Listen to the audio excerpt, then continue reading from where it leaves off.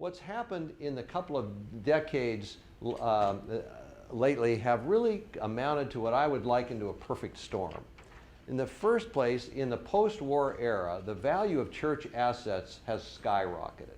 If you would turn back the clocks to Sun City, Arizona, 1959, what do you think the gross value of all the churches in Sun City would be? You know, it'd be tiny, a tiny fraction of what that is today. In that same period, since 1950 or so, America has gone on a let's sue everybody binge. There's one appendix in the book there that gives some of my favorite litigation stories, one of which is the couple from Canada that sued Air Canada for losing their cat. They sued for $5 million because they lost their 18-year-old cat.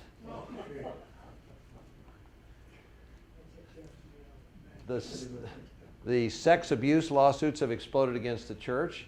Now, it turns out that when you get something as big, and by the way, so far the Catholic Church has paid out about $2.5 billion so far in these claims.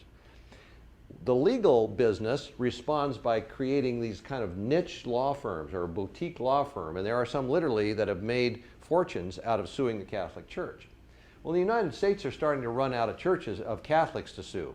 So what do you think they're doing?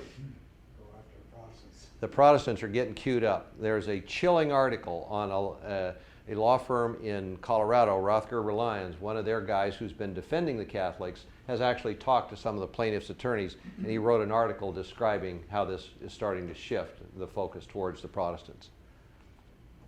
Insurance companies, as you might expect, react to a series of large claims by doing what?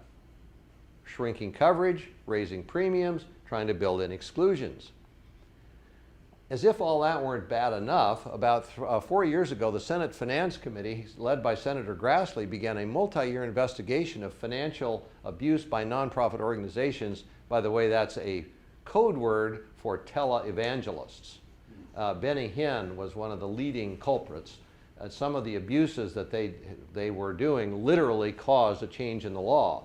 And unfortunately, the change in those laws was not limited to large televangelist organizations. Those same rules and regulations apply to you as well.